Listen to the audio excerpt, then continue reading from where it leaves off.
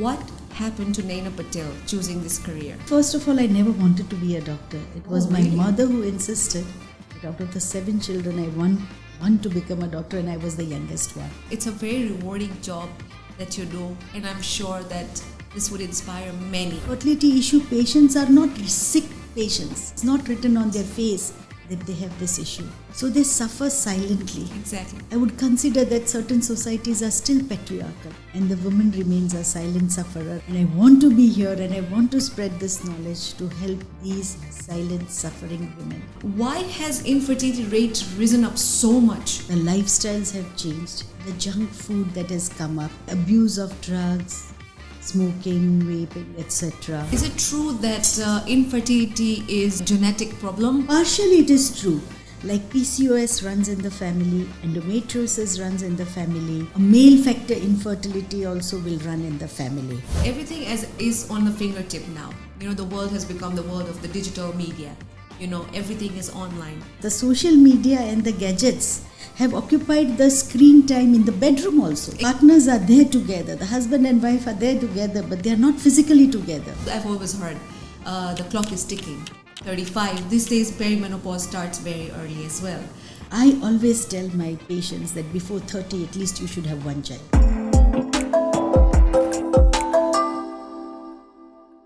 This is a Women's Code, where stories are shared about power, resilience, hope, powered by New Life Advanced Fertility Center. This is your host, Dr. Fatema Juma, a clinical nutritionist, a woman, and someone who has witnessed day-to-day fertility issues. Today, I have the honor of speaking with one and only Dr. Nayana Patel, India's pioneering IVF and fertility specialist, a trailblazer who has helped thousands of women rewrite their motherhood journeys. The conversation is not just about science. It's about the deep, undeniable will of a woman to create life, even when the odds say no. The journey from patients to parents. Welcome to A Woman's Code. This one's for every woman who's ever dared to dream. Dr. Nayana Patel, welcome. Asante. Thank you so much. Thank you, Fatima. Thank you for this wonderful introduction. Oh, you deserve it all. I've heard a lot about you, and of course, I have digged up a little bit about you. And the first question that pops up in every mind is, what happened to Nayana Patel choosing this career? Why did she choose this career? What was her main goal, her vision, her mission, and all of that? I would love to know, and I'm sure my viewers would also love to know that. Fatima, first of all, I never wanted to be a doctor. It was my mother who insisted that out of the 7 children, I want to become a doctor, and I was the youngest one. So I went for my medicine, but I wanted to go for Indian Administrative Services. But then somehow, by the time I finished my medical school, I found a partner who was a doctor, and then we married, and then I continued with this profession. And when I was even going for my post-grad, that time I was thinking I'll be a pediatrician. But then somehow when I went for the interview, I went for the OBGY. I was a topper, so I was being offered all the branches, whatever you want. I took this OBGY and I started delivering babies. By the time I finished, I thought, no, I don't want to do this, because there were so many fertility issues, infertile women who were there, and they were remaining childless. Because I'm talking about 35 years back what I was going through. Then I decided that I want to do the medical part of fertility issues, and I came into this branch. Once I entered the gynae with infertility reproductive medicine patients, I feel that there is a lot that has been done, but still a lot remaining. And not only it's in India, but world over, there are silent sufferers. This fertility issue patients are not sick patients. They are absolutely normal like us. Correct. It's not written on their face that they have this issue. So they suffer silently. Exactly.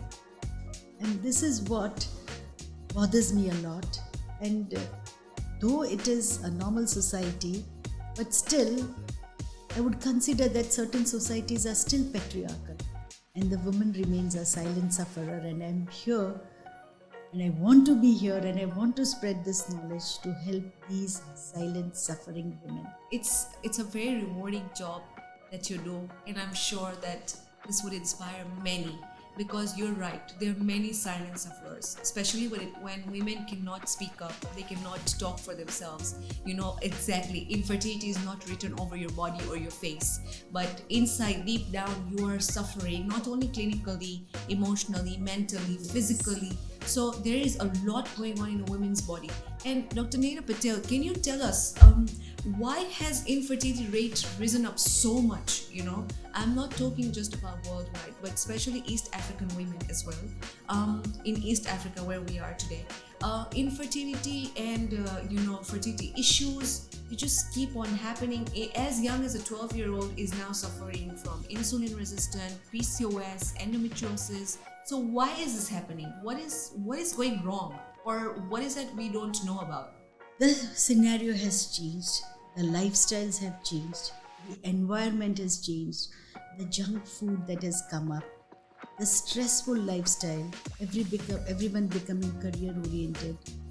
They forget themselves. They put the career before themselves. And the fast life that we go through, and then the abuse of drugs, smoking, vaping, etc. And the females, there is a normal belief that once you decide that you want a baby, you can get pregnant like this. Because 90% of the people we see around us naturally conceived and as and when they wanted. But those 15%, now it is said 1 in 6 couples, not 1 in 5, they are saying 1 in 4 couples have issues getting pregnant. Yes. So these people don't realize that they fall in that category of 1 in 5. And they also believe that I'll get pregnant as and when I want. But actually it's not so.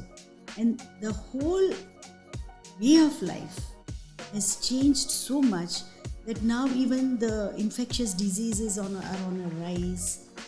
The females not want to get pregnant early. They will feel that we'll get a baby at the age of 40 once I'm settled, I have my house, I have my career. So these all things have added to the infertility issues now. And you rightly said, main culprit is the food and the lifestyle. The junk food that has set in is the main culprit.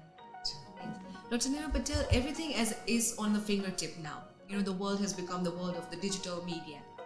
Everything is online. And so it's tons of information about infertility as well. There's AI now, everyone's new guru. Okay, I don't want to go and visit a proper doctor. I would just rather ChatGPT my symptoms now, And of course, as a doctor, I have also been through this. I'm like, what are you guys doing?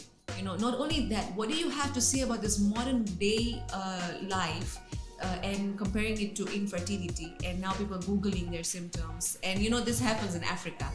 What happens is that maybe a girl did not get her period for 3 months. She's Googling her symptoms. So what do you have to say about this?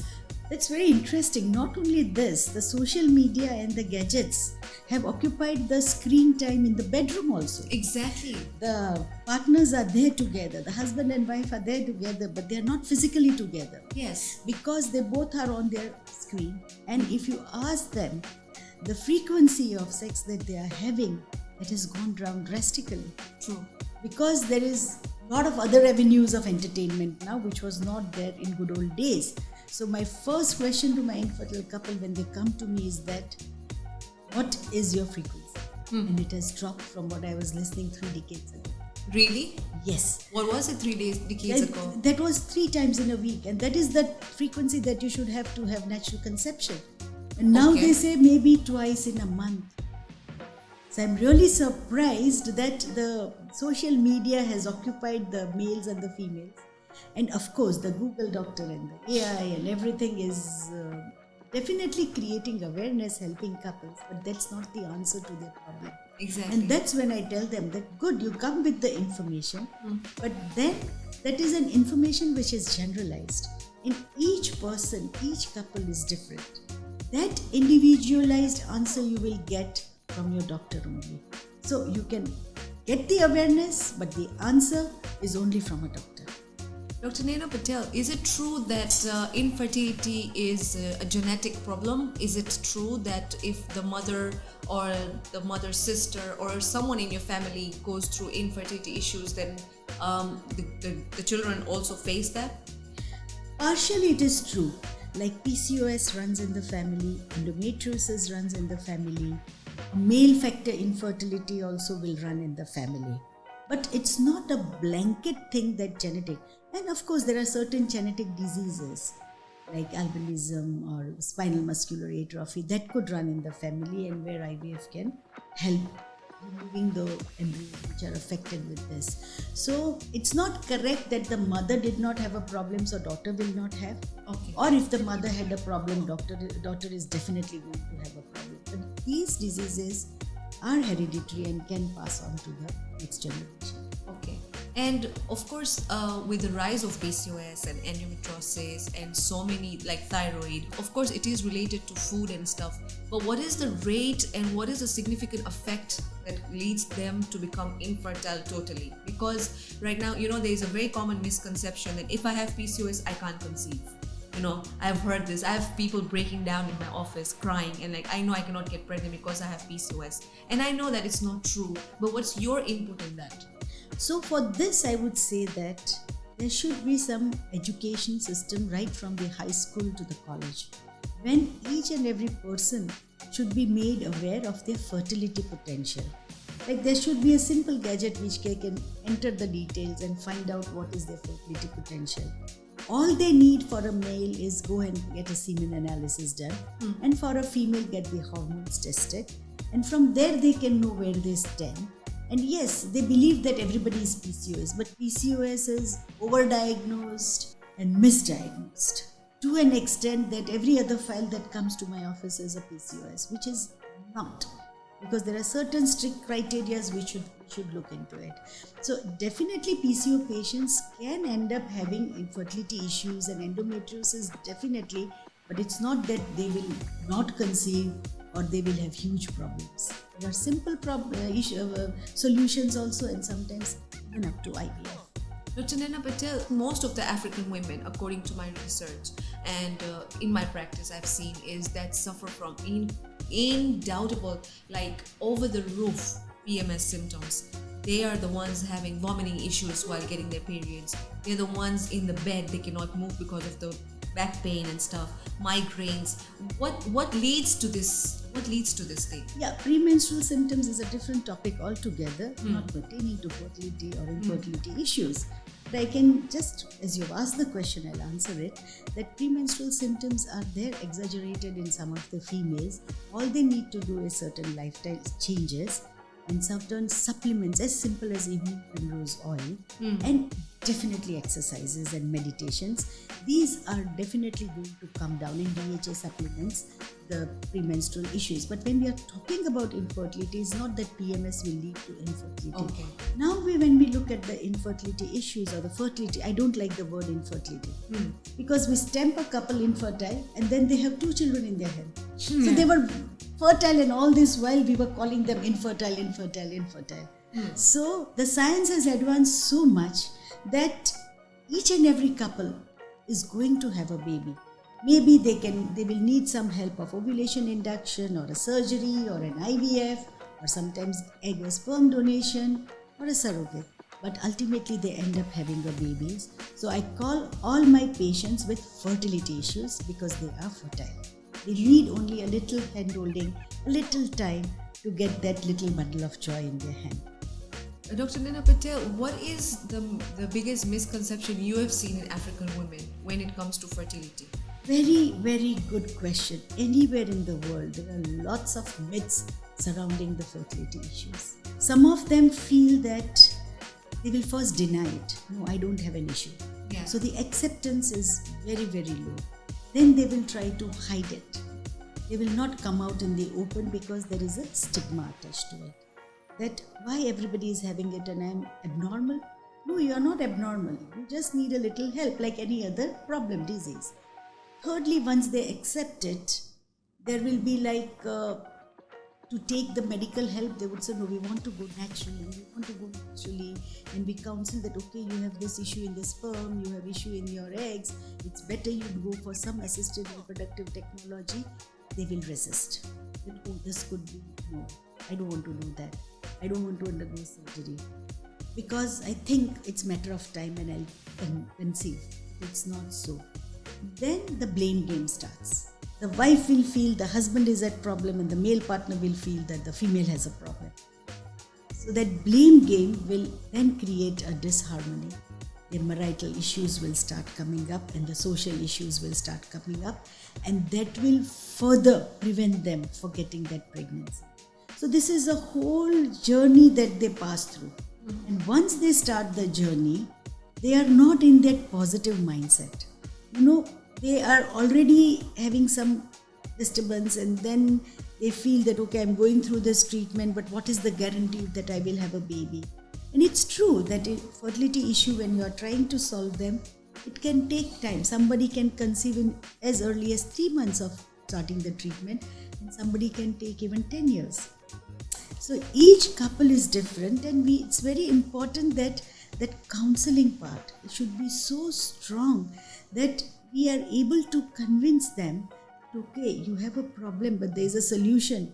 Maybe it can take 3 months, but we don't tell them that it will take 10 years.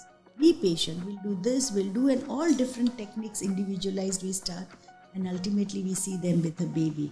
But if a very difficult patient comes, I know her age is not good, her uterus is not good, the sperm is not good, I literally bleed in my heart that I don't want to tell her that you are not going to conceive.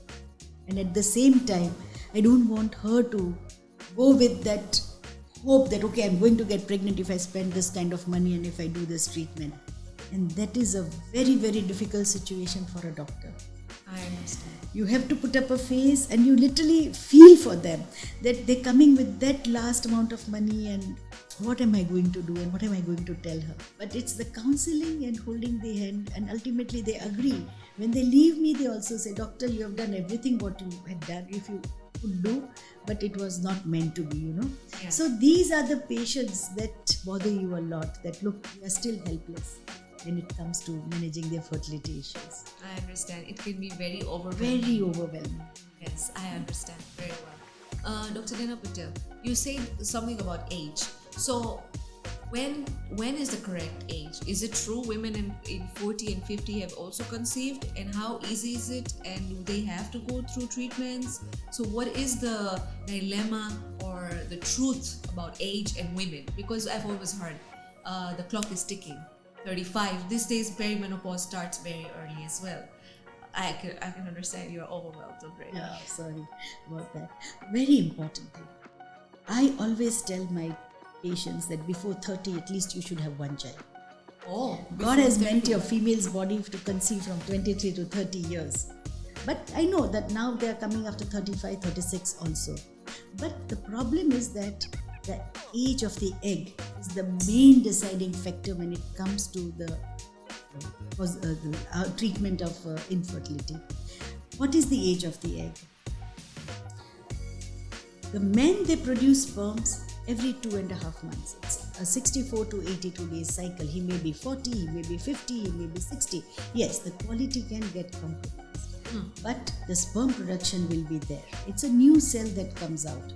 In the females, they are born with a set number of eggs, which are in millions, but no new egg is produced in the body.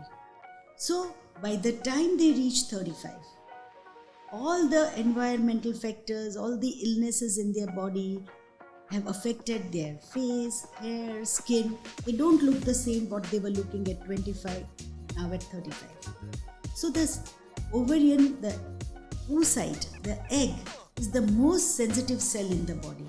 Oh. And that is going to be affected negatively by all this.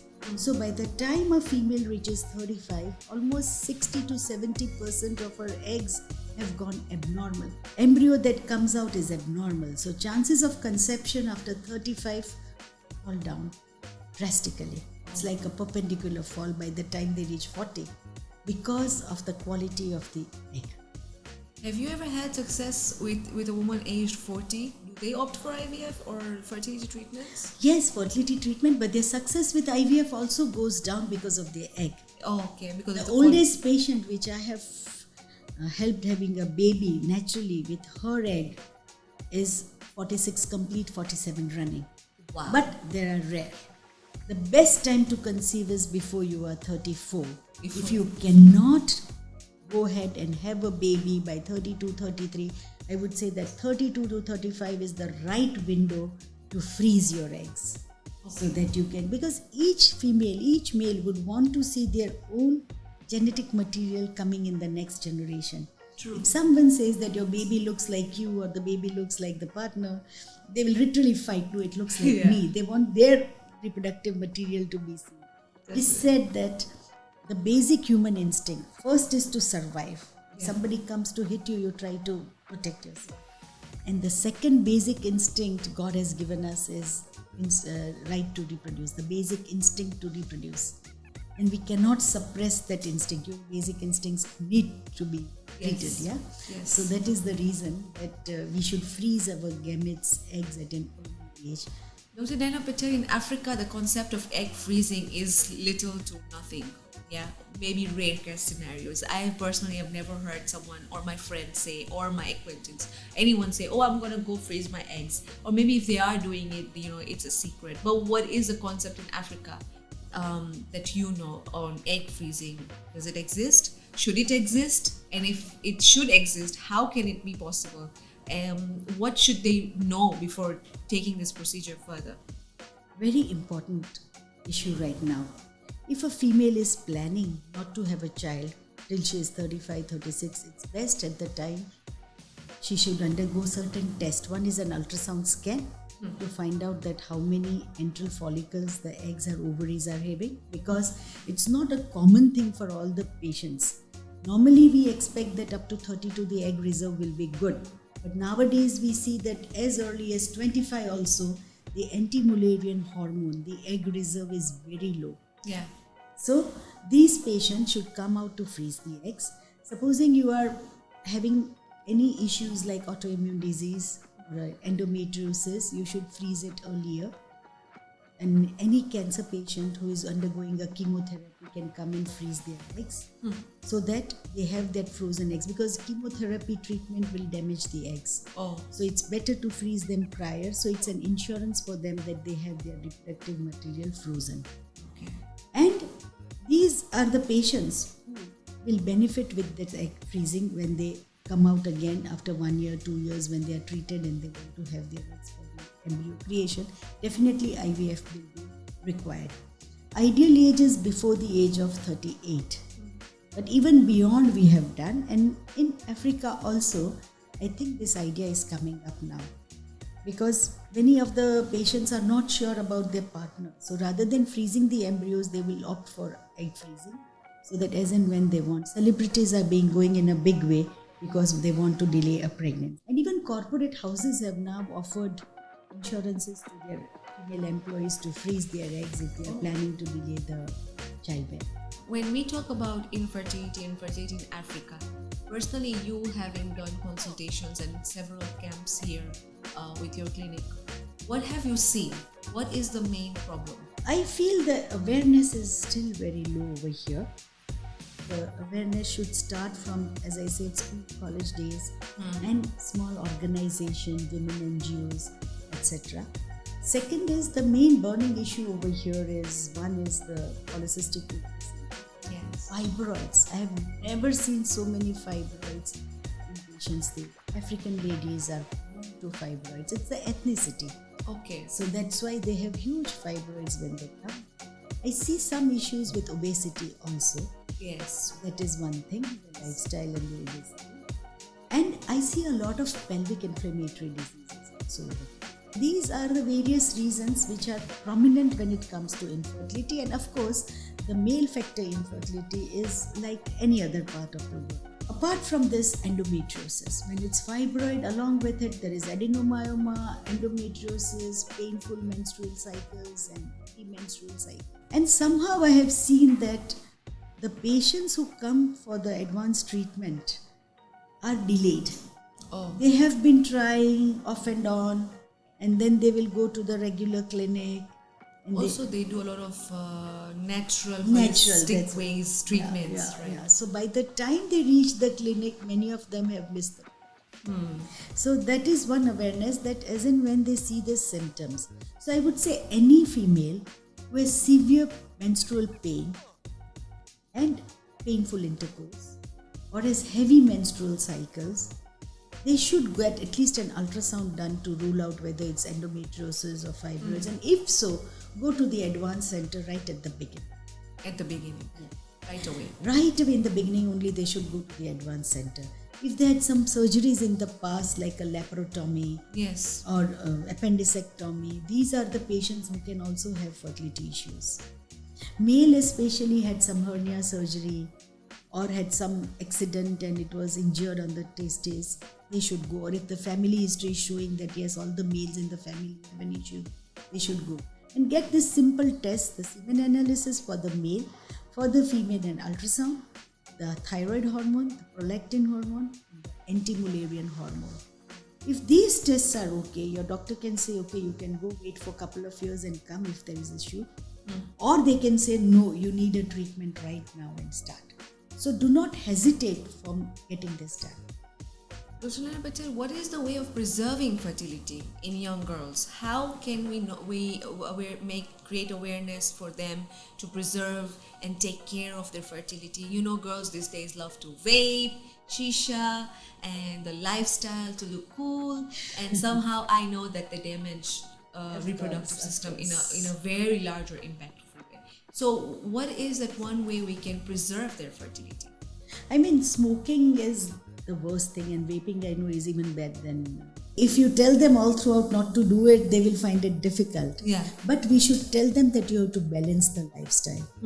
Maybe you can have some cheat days, but otherwise try to maintain a healthy lifestyle. More of when you are planning a baby especially, stop altogether smoking, drinking for at least 3 months, both the partners. Yes, even that's for the very male important. it's important. Because even with the male, there can be brain damage to the baby. Oh. Smoking can definitely, drinking even a glass of wine is not good during pregnancy. Yeah. It affects the brain of the fetus. So that is very important. Then go on a Mediterranean diet. Avoid carbs. Go on lots of greens, proteins, and all the junk, high carb food should be totally stopped. Like if you have a plate, take 1/2 with vegetables, 1/4 with proteins and very little carb. Exercise regularly. It could be just walking, jogging, and I would suggest yoga also. Yoga is very good for male especially. And a healthy sleeping pattern. That impacts a lot, that you have a regular time to sleep and regular time to get up. If your circadian rhythm is changed, like you have late nights and get up very late in the afternoon, that also affects the fertility. And improve your immunity. So this all will improve your immunity. And once your immunity is good, the quality of egg, sperm, the embryo, and acceptance of the embryo increases. That's really great. That's a lot of knowledge. I'm like so impressed and like very inspired and moved. There are things that I know now, and I'm sure my viewers are gonna learn a lot from you today. Dr. Nayana Patel, when we talk about stress and emotional health, how is that significantly correlated with fertility and going for fertility treatments? Let's say a woman has issues and she comes to you, but she has some, lifestyle issues. How important is it to be in the correct weight area when going for fertility treatments? So obesity is one of the biggest culprit, and extreme low weight also. Nowadays the zero figure, that is also a culprit. Yeah. You have to balance it in the right way. That BMI, what we call, should be ideal for the patient. And stress is again another negative factor. They should try to manage their stress in a very positive way. So that could be emotional group supports, the clinic counselors. They should know their stress buster and they should release the stress. That is important when you are doing fertility issues. So weight maintaining and stress are the two important things. But my point now comes is that supposing you have been diagnosed with a fertility issue and you are going to a doctor, listen to the doctor, find out about all the options and discuss each in detail. That what is going to help you and how much it is going to help. Supposing a doctor has advised you a laparoscopic surgery, why, how it is coming in the way, or there is a tubal block, what is to be done, whether surgery will help or an IVF will help. So when we come to the advanced fertility treatment, normally we start as that if check all these basic food tests which I said, the semen and the hormones. The next step would be to go for an ovulation induction, where we give in tablets or injections for the egg to grow, rupture, and that is the 4 days that they have an intercourse. Normally it is said that when you ovulate, the day before ovulate, if you had an intercourse, there is a 30% chance. On the day 20 and after that just 10. So those 4 days they should be together. There are couples who are together first week and last week, but never during that time, so they will never conceive. The ovulation period. Ovulation. Then we go to check the tubes, whether the tubes are open or not. If the tubes are open, it's easy. We ask them to continue the same way, give supplements, or do an intrauterine insemination, which is a simple treatment. We take the semen of the husband, we get out the good harvested sperms, and we put it in the female's uterus. But if by chance there is tubal block, or there are other issues like the sperm counts are not normal, even that is going down. WHO had to change the criteria for semen analysis, because initially they said that a fertile male had 60 million count and 50% motility, which they had to change recently to just 15 million and 38% motility, because if they kept that criteria, more than 50% would fall into infertility. So the sperm, semen count and motility in the human is going down. And they are worried that if it still further goes down, will the human male become extinct, or the human species will become extinct? So that is why the males also should be very careful with their lifestyle. It's not the onus on the female. Yes. Yeah, once she gets pregnant, she is the person who is responsible for the embryo and herself. Yes. But when they are planning a baby, or when they want to prevent their fertility, they should see that they don't abuse their body. That's very Healthy correct. lifestyle is very important. Very important. And it shouldn't just be because you want to conceive. It should be throughout your life, that you should really take care of your body. Dr. Nayana Patel, when we talk about laparoscopic surgeries and stuff, in Africa, on a very higher rate, everyone is drilling the ovaries. Most of the doctors are doing that. Because I've seen this in my own clinical practice. I've come across women. I had laparoscopy done 2 to 3 times. Dr. Nayana Patel, what is the science behind laparoscopy, and how important, and who falls under that category? So the laparoscopy has a learning curve, and there should be a lot of reading before you put a patient for laparoscopy. Okay. Supposing a patient has painful periods, bilateral endometriomas, adhesions, definitely she needs surgery. Not only for infertility issues, but also for relieving that pain. So endometriosis patients can undergo one very good surgery, but the surgeon has to be an expert, because a half-hearted surgery will mess up everything. So an expert surgeon can do it, and now there are such important drugs and devices available that will prevent the recurrence of this. Previously we were worried because with each menstrual cycle it will come back, but now we have an intrauterine device, we have certain injections monthly, certain tablets daily that will not recover. And even in young girls in their 18 and 19 years, if they have severe endometriosis, we can do it. Another indication is tubal blockage. Another is unexplained, where we feel that okay, there could be some adhesions, let us check. Fibroids, definitely myomectomies which are affecting the endometrial cavity or which are huge in size should be removed. That is a major indication. Tubal block, we can recannulate it by putting the catheters, and if not, then we have to say that you have to go, because in tuberculosis it's sometimes difficult to open the tubal block. And polycystic ovaries, there are fixed criteria which I don't want to go into details, but not each and every patient needs it, and not each and every patient benefits. And that too has to be done very nicely, so that the AMH which was high doesn't go down. They make the good PCO patients poor response. So it should be very nicely done. That's great information. Dr. Nayana Patel, what is the theory of girls as when they age? When they get their first menarche, the first period, and parents usually put them on birth control pills.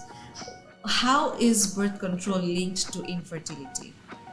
Well, and is it true that the side effects lead you towards that? that the abuse, the prolonged period of the usage of birth control, 2 years, 3 years. It is. Ideally, they should not be given for very prolonged periods. What is the time? Ideally, I mean, there is not a given time period. Okay, 1 year, 2 years. I have seen females who have been there for 10 years also on that. Yeah. But after a few months of birth control pill, there should be a break given for 2 to 3 months, and again you can start. On a continuous basis, it is not advisable for a very, very long time because it has its own side effects. But when we again come to the fertility issues, the next step that comes is the IVF or the test tube baby. And that is the thing which now should reach every corner of Africa. That is the need. Unfortunately, it is not easily available, not accessible, affordable. Yeah. So, the thing is that there are genuine patients who need only IVF. Without that IVF and ICSI, they cannot conceive. And these are the patients which should be supported. And at least a public-private partnership should come up where a private doctor can help or a public clinic can help and send the patient to the right place in collaboration so that the patient need not travel every day. For IVF, what we do is we give 10 days of injections. In between, there are 2 scans on 6 or 8 days. Because normally a female would produce only 1 egg in a cycle. But for in vitro fertilization, we need 8 to 10 or 15 eggs. So for that, we start gonadotropin injections from day 1. So this can be done in a remote area also under the guidance of the doctor who is in a city or the IVF center. And there they give the injections, the scan reports, and finally when the eggs are to be retrieved, the patient comes to the city. So their time is saved and the accessibility increases.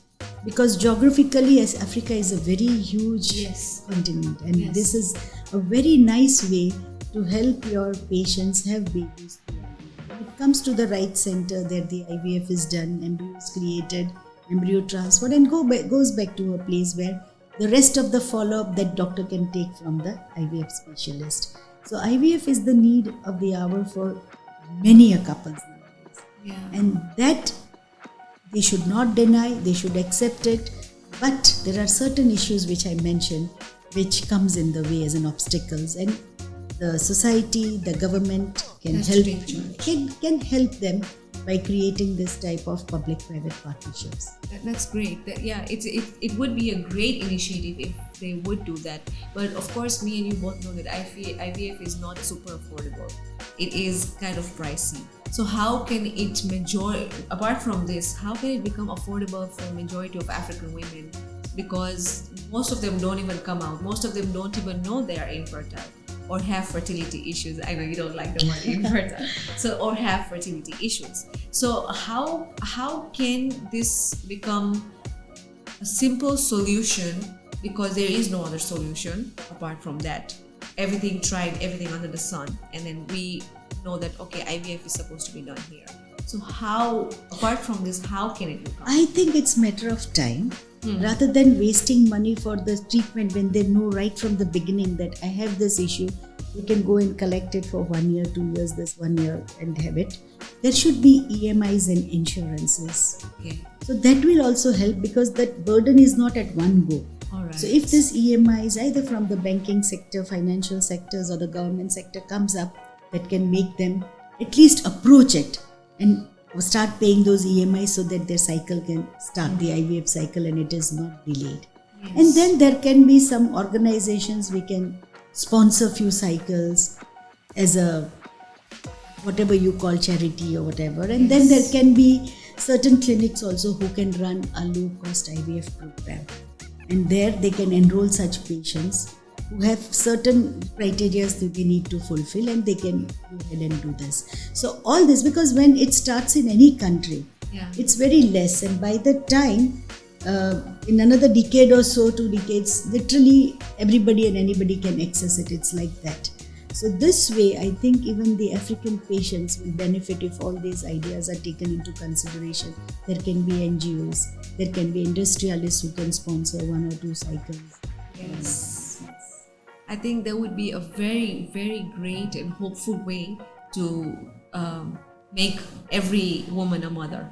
just like we say, from patients to parents. And it would be a great initiative as well from the government side and from the NGOs. And, the boon remains for life. Dr. Nayana Patel, is it true that the IVF rate is not as successful in Africa, or it's not about ethnicity, or it doesn't correlate towards that side? I don't think so that it's not. One of the main reason is that there is still a learning curve and the availability of the triple gas, etc. Okay. But I think now it is accessible and available, the daily consumables that we need. And the patient profile, yes, to a certain extent it is little difficult to treat the African patients, but it is not that the results are not there. Results are great. What you need is a good egg, good sperm, good uterus, and a good lab. The IVF lab and the clinic, the center, is the heart. The embryologist, the IVF clinician who is experienced. Because even it is an art to do ART and to transfer that embryo, create those beautiful blastoses. We have lovely blastoses. Even a 46-year-old female is conceived over here with IVF. With just 2 day to embryo transfer. So it is how you do it, and you have to be very meticulous. The AHU should be different, the cleanliness, the quality, the QA/QC, what we call, should be very thorough. And then only you get results in IVF. Otherwise you don't get the results. So when we start a clinic, we start a lab, we put our heart, mind, everything to it to see that it is completely perfect. And the things we get are perfectly. So I'm seeing good results, very good results here also. Okay, so there are good results, and there is hope out there. Dr. Nayana Patel, you're called the surrogacy queen in India, and I'm sure we would love for you to be called the surrogacy queen of Africa too, because what's not better than helping my fellow sisters and in Africa where we are. But Dr. Nayana Patel, what is the science behind surrogacy? It's still a very big taboo thing in Africa. Like you said, everyone wants to a mother wants to go through the process herself. But when that's not possible, they have to opt for surrogacy, I believe. Look, I guess I was called surrogacy queen, but I don't want to be called the surrogacy queen of Africa. Okay. Surrogacy is needed when a female is born without uterus, MRKH. There are 1 in 4,000 females who are unfortunate. They are the prettiest girls. I have seen MRKH patients from all over the world, but the God has forgotten to put an uterus in the body, and the uterus is missing. Second, if it has been removed due to some disease or bleeding during pregnancy. Third, the female has huge fibroids and adenomyosis and endometriosis, so that the uterus is totally damaged, even with chlamydia infection, tuberculosis.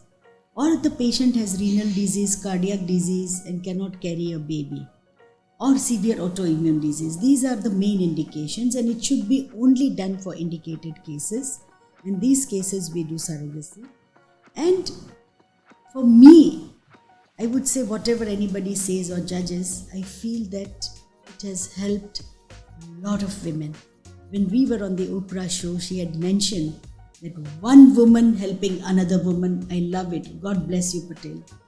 This is what she said. So this is so important, that one woman is helping another woman. When a woman doesn't have this uterus or this problem, it's not a male who can come and help her. Yeah. Even a brother, husband wants to help, but they cannot. It has to be a young female of 25 to 45 years coming to say, okay, I'll be your surrogate and carry your child. And the sufferer is also the woman that everybody will blame, because of you, we are not having a child. So when she gets a support, I think it's mixing of two families. I have done surrogacy, I have seen so many couples, even today they are in touch with their surrogate mother. The surrogate mother is so happy that she has been compensated and her life has changed. They have educated their children to become doctors, engineers, or they've sent them abroad. They have their own houses to stay and a lovely lifestyle. Their life has changed. And here the infertile couple's life has changed. They have a baby in their hand which the wife was never going to carry because she doesn't have a uterus. So I literally believe what Oprah Winfrey said, that one woman helping another woman. I love it, and I still love it. Yes, it's definitely close to heart. It's not a stigma, it's not a taboo. If you take help of someone, it's not wrong, because that child is bonding and bringing two families together. Absolutely. Absolutely. And I have foreigners who have named their children after Indian gods and Indian city. They've named them Anand, Naina, Arjun, Ram. They still bring them to India to meet the mother. That's really wonderful. I mean, that's next level of heart-touching stories. Yes, absolutely. Dr. Nayana Patel, I want to ask you some frequently asked questions that majority of women have regarding fertility. When all the blood works are okay, yeah, there is no indication of anything, but there are tons of symptoms going on in the body. So how do we predict that this is there is fertility issues? Mind you, the blood work is totally fine. So how do we come to know? So normally they say that within 1 year of trying a baby and having regular sexual intercourse and you have not conceived, there is an issue. Even if you feel everything is normal. In 1 year. In 1 year. But if the female is 35 plus, then only 6 months. 6 months. Yes. So if it's 35 plus 6 months, you try and it didn't happen, there is an issue. Yes. Okay. And normal below 35, if you try for a year, 1 year, it did not happen, there is an issue. Okay. Right. And Dr. Nayana Patel, ovulation issues are on the rise right now. You know, women get their period, but they don't ovulate. How true is this thing? So even in a younger woman, they say that 2 or 3 cycles would be anovulatory. Okay. And by the time you reach 35, your 60% cycles, also 40% cycles, they can become anovulatory. So there are now kits available where you can find out. Yeah. Or some females distinctly feel a pain around the 14th day or a slight spotting when they know they've ovulated. Mild cramping. Yeah. Or otherwise, you can go to the doctor and in a natural cycle follow an ultrasound scan when you can exactly pinpoint that this is the time I have ovulated. Dr. Nayana Patel, is it true that you have to train and eat according to your cycle to conceive? There are certain regimens for them. So yes, the gut microbiota, in India we call it Ayurveda, which is the root cause of all diseases. Yes. And believe me, I'm working on it very scientifically, and my dream is to prove one day that yes, this Ayurveda, gut microbiota, treating with Ayurveda has helped IVF patients which are failing or PCO patients reduce the disease and become pregnant. So that is one very good, strong this thing which I am doing right now, study, very robust study, metabolomics, metagenomics, and in 2 years I want to show that yes, this is also a way for the fertile patients, fertility issues to get their baby. Dr. Nayana Patel, can you brief me more about the gut microbiome and the link towards fertility? Yes, so we have our publication in one of the journals, British journal. There we have shown that we have taken 10 patients with recurrent implantation failure, 10 with unexplained infertility, and 10 who are fertile. And we compared their stool, feces, their buccal mucosa and their vaginal mucosa. And we found out that there are certain bacteria which are predominant in the infertile female, which we call as a leaky gut. Yeah. And that is the reason that they don't get pregnant, because that leaky gut leads the infection to the endometrium. And when you detox that gut, it is going to help them conceive, because the certain good bacteria like Prevotella will increase and the others will decrease. So the gut is the root cause of many diseases, and fertility issues is one of them. So it is everything in the gut. That's a correct statement. Yes. Okay, Dr. Nayana Patel, this was a great episode, I must say. I have learned a lot, and trust me, it not only opens my eyes, but I do go away with a very huge gap filled in terms of fertility, IVF, surrogacy, and women. What is one message to East African women that you would like to give, that is from the Nayana Patel? I would say the East African women are lovely, lively, smiling women. But at the same time, I would say that they have issues in conceiving, many of them, because of the fibroids or the PCOS or the obesity. So don't shy away from this. Just be bold, go out, talk to the doctor, find out what is the issue and go for the treatment. And I'm sure you all will be blessed with not one child but number of children. It's a great message out there. Thank you so much, Dr. Nayana Patel, for your time, for your compassion towards East African women, towards East Africa. And we really hope that we keep seeing you making wonderful changes, like you said, from patients to parents. It was amazing having And I'm here to transfer all the latest technology, know-how, including Ayurveda, to East Africa. We await so that we can spread this to more and more people and they get the advantage of this treatment. We await that for sure. I certainly do, and I can't wait for your research to go out there and be published. I will be the first one to read. Thank you so much, Dr. Nayana Patel. And that was today's chapter of A Women's Code, where we shared heartfelt messages with Dr. Nayana Patel, who are inspired, and it's a new hope for all the mothers out there, or mothers to be. With that, we thank New Life Advanced Fertility Center for powering this and bringing these stories to life. See you again next time. Hi, I am Dr. Nayana Patel from New Life Advanced Fertility Center in Dar es Salaam, Tanzania. We at New Life Advanced Infertility Center are here to help each and every woman in Dar es Salaam, in Tanzania and in East Africa to become a parent from patient. Thank you.